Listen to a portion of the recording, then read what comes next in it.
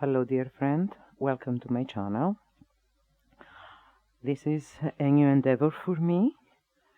I have started this series in order to help whoever wishes to learn Greek, and that's based on my 30 years of experience in teaching both Greek to English speakers and English to Greek natives. And since I am retiring, I thought that since the technology is here, I may make good use of it and leave something for whoever and whenever they need some help with my favorite language on earth, which is Greek. That is not to say that I don't like English, which is my second favorite language.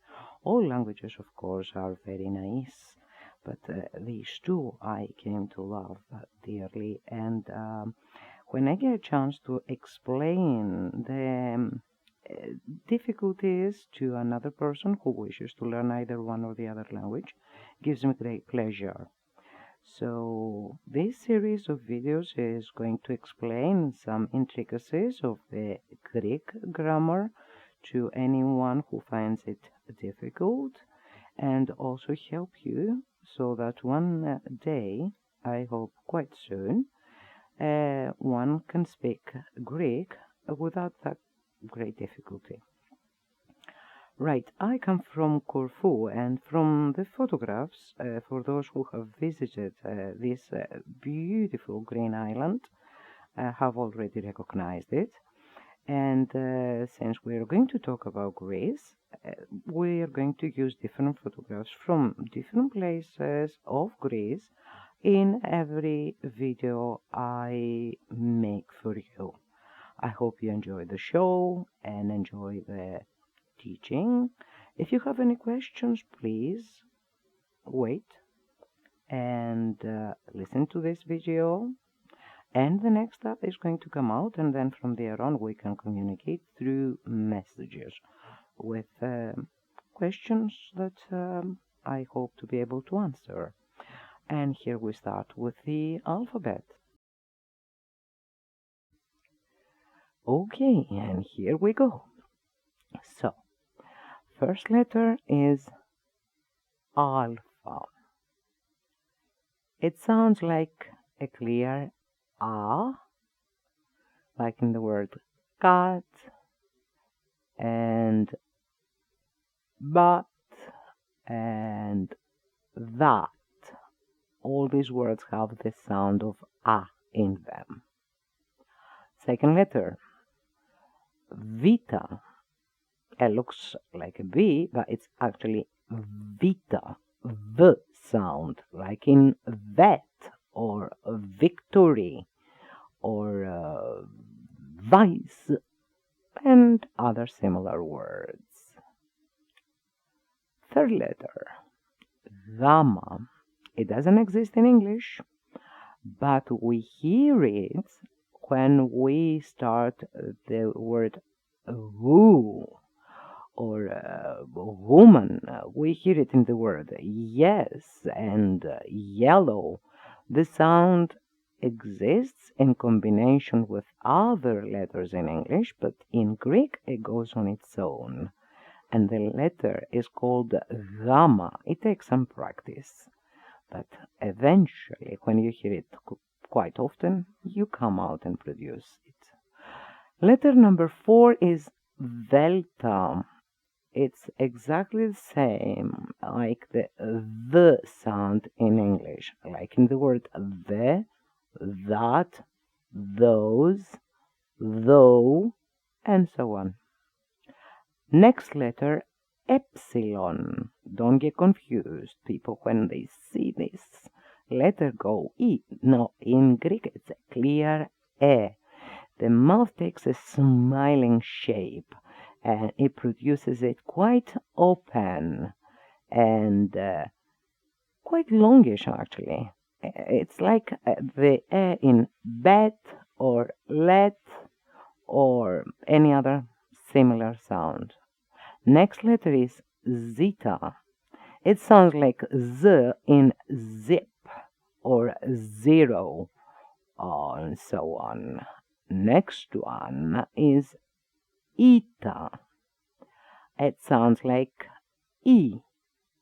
When we see that, we produce sounds like the e in meal and this and bed and so on. Next one is theta. This one is like th again in English, but this time it carries the sound of th, like in the word thick or thumb or thimble. Next letter is iota, and you can see it's a letter. It used to be pronounced iota, but because the e here makes it sound like a g, we started adding gamma in front of it and saying it like iota. The letter itself sounds like e, like the one we met before, and we said it's an e, like in meal, and so on. It sounds exactly the same, nothing to worry about. We'll come to the vowels later. Next letter is kappa. Kappa is like any k sound we hear in English words, and here we have the word pick, or like, or it's like kind, and other similar sounds. Next one is lambda. Lambda is like any L in English. It's like L in let, like, and ball, and so on. After lambda we have me. The M English sound is exactly the same. The M of met or meet and mine and so on. Next we have the N. Now, for those who are used to writing English, this is going to cause some trouble because the small case looks exactly like the V. But remember, you have to work on that. Give it some time, around a minute of your life, and get your brain to recognize it as a N sound. N, like in the word now, and knit, and all that kind of sounds that we hear in English. The N sound. Remember now? Next comes Xi, another letter that we don't find often in English. We find it as an X in English, like in the word maximum in X sound. It's like K and S put together. Here I have put the word access because it's exactly what we're looking for. K and S put together as sounds, okay? Access, acceptable, and so on. Next comes Omicron. And the O sound is like a normal O, not longish, not shortish, nothing like that. Like in the word lot or most, and so on. And then we have P. Those from maths may remember that you used pi. Well, in Greek it's called P, and it carries the sound of any P in English, like in pot and peas and pear and all that. Next comes Rho, another little difficulty here because many people will see that and they will go po. No, it's Rho, and it sounds like an English R, like in the word rip, and then we have right and wrong and all R sounds that we know. Next comes sigma. Sigma is a very normal S sound. We don't have any thick sounds, like in English and stuff like that. We just say s, and we have the word see and such and so to give the exact sound of the Greek letter sigma. We move on to tough. I know it's written in a funny way for those that have an idea of reading Greek, but I'll come to explain that in the following video, when we actually see the combinations of vowels, or those called diphthongs. Anyway, here we have tough, and the tough in Greek sounds exactly like T in English, like in tip or tape or part. Nothing to it really. Next letter is Epsilon. This is the third E we see in the alphabet. Remember, we have already seen two more E sounds, and I put the same word here to show you that it has no difference with the other sounds. It's an E, like in meal or milk or seat or things like that. No many to go. Next one is the sound f. It's the f, and it sounds exactly like the f in English, like in the word feet or face, or even the ph we find in Greek words that have introduced themselves in English, in the English language, and elephant and photograph. The f sound, we all know that sound. The next sound may be hard for some people because the h in English, it's a bit light as a sound compared to the Greek one. In Greek we say h, and we produce it from not exactly the throat area of our speaking instrument. We produce it from the base of the tongue, and we play with the tongue a little bit and make it stronger.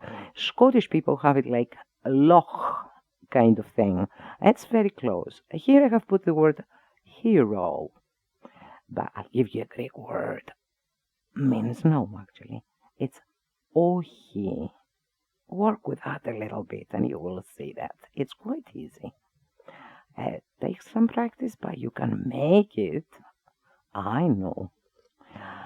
And the last two letters now of the Greek alphabet, we have the sound psi.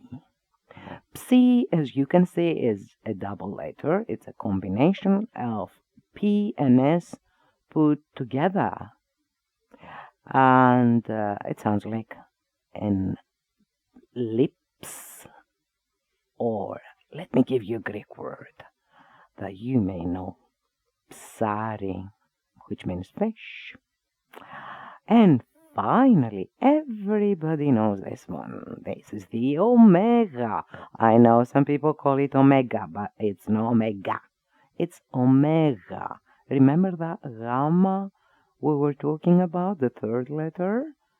Make sure you say it correctly, because I'm not going to teach any English-speaking person how to speak English. So no English speaker can teach me how to speak Greek. It's omega, right? And it sounds exactly like the Omicron that we have come across. And I put the same word in there. Lot. And God. And all the O sounds. Well, we'll work on these letters again in the next video. So for the time being, I'm going to leave it to this. Remember, practice makes perfect. Sometimes you have to hear something quite enough to tell you the truth until your mouth learns to produce it. But do take it from me. Don't think you're learning a language or anything. Don't feel like you're going back to school, because that will put, well, on your endeavor. Try to think of it like singing, because what actually we do with our mouth is we produce sounds. Our mouths are musical instruments, and what we learn today are some different notes. If it were your favorite song, even though it could be in Spanish maybe or French, and you didn't even speak the languages, but you know, you hear the same song again and again, you would start singing along anyway, and I'm sure you would manage it perfectly. Well, the same applies to these ones here. Go over the alphabet, work with its letters, and I'll see you next time with some more helpful Greek. Thank you. Bye.